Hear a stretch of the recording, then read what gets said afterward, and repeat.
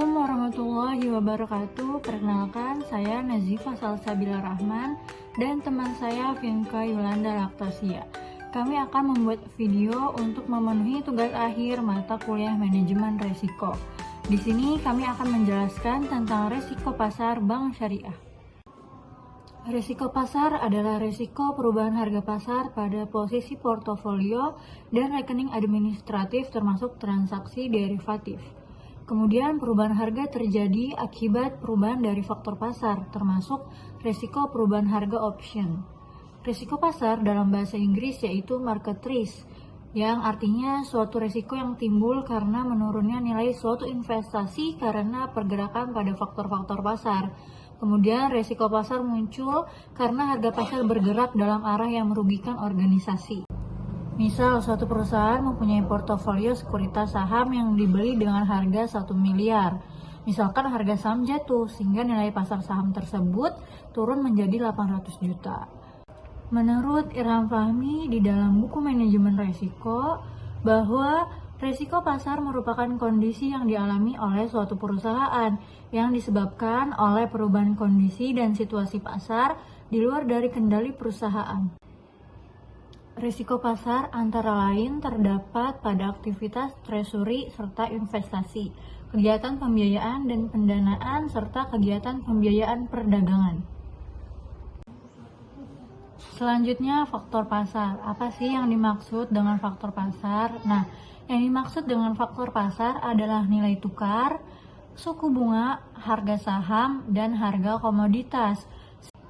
Sebagai contoh, resiko pasar dapat timbul apabila yang pertama, bank membeli ligasi negara dengan kupon tetap ketika harga pasar obligasi akan turun apabila suku bunga pasar meningkat. Yang kedua, bank membeli valuta USD yang nilai dalam valuta rupiah akan menurun apabila nilai valuta USD melemah terhadap rupiah.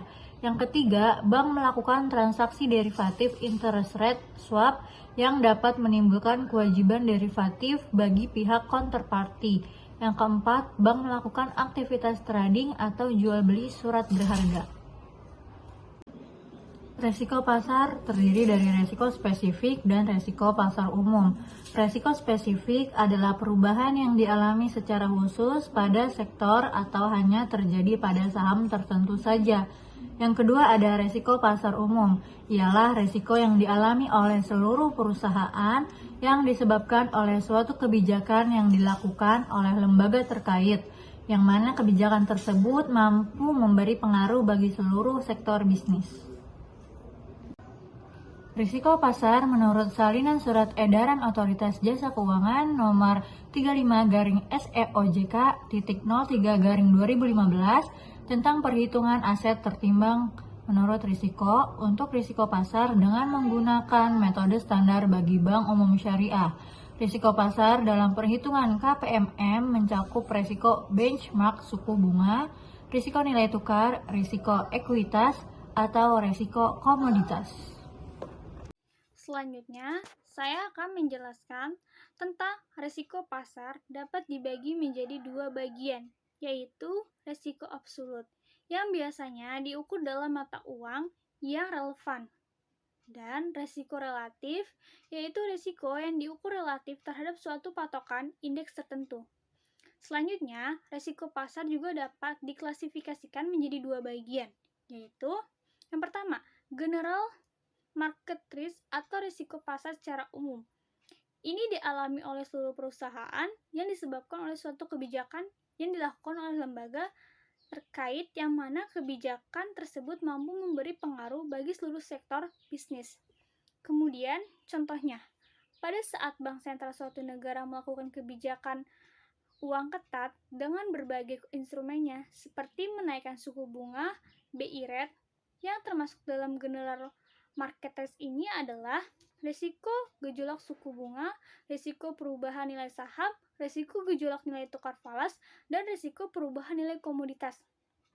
Kemudian, ada contoh lainnya. Yang pertama, krisis ekonomi dunia tahun 1930-an, krisis ekonomi Indonesia tahun 1907 dan 1998.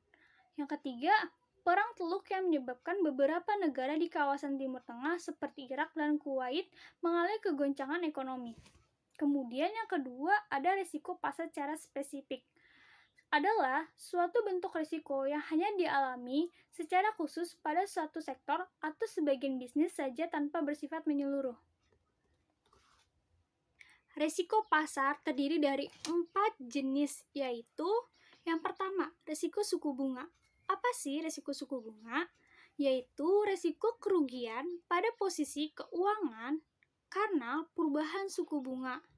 Risiko suku bunga pada banking book merupakan bentuk risiko pasar paling dominan di perbankan Indonesia. Kemudian, banking book, bank wajib pula mengelola risiko harga yang disebabkan oleh exposure trading book. Karena Uralized mark to market berpengaruh secara langsung pada pendapatan atau regulatory capital. Yang kedua, risiko nilai tukar, yaitu risiko kerugian pada posisi keuangan akibat perubahan nilai tukar valuta asing termasuk perubahan harga emas.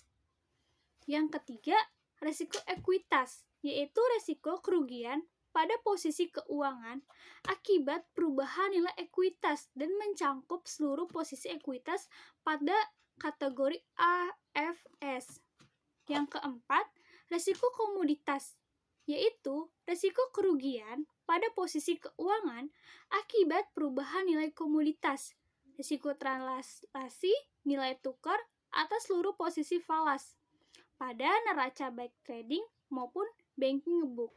Ada penilaian risiko pasar inherent, terdiri dari 2 faktor utama, yaitu faktor kuantitatif dan kualitatif.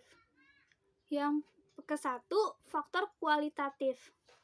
Karakteristik risiko pasar. Yang A, jenis aktivitas trading, itu ada property trading, market, making, dan brokering.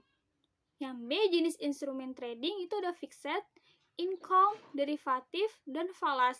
Yang C, nasabah utama ada perusahaan besar, bank, dan dana pensiun. Yang kedua, faktor kualitatif. Tren. Yang A, pertumbuhan aset yang diperdagangkan.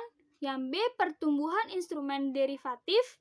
Yang C, pertumbuhan aset jangka panjang dengan suku bunga tetap. Terakhir, risiko pasar muncul akibat dari bank yang mengalami kondisi sebagai berikut. Yang A, telah terjadi perubahan instrumen pasar dari aset bank. Yang B, terjadi gejolak dan perubahan likuiditas pasar. Yang C, neraca bank terdapat long atau short pada rekening falasnya. Yang D, terhadap gap antara tingkat sensitivitas aset dan tingkat sensitif hutang. Sekian presentasi dari saya dan rekan saya, Nazifah Salsabila. Mohon maaf apabila ada kesalahan dan kekurangan dalam pengucapan. Wassalamualaikum warahmatullahi wabarakatuh.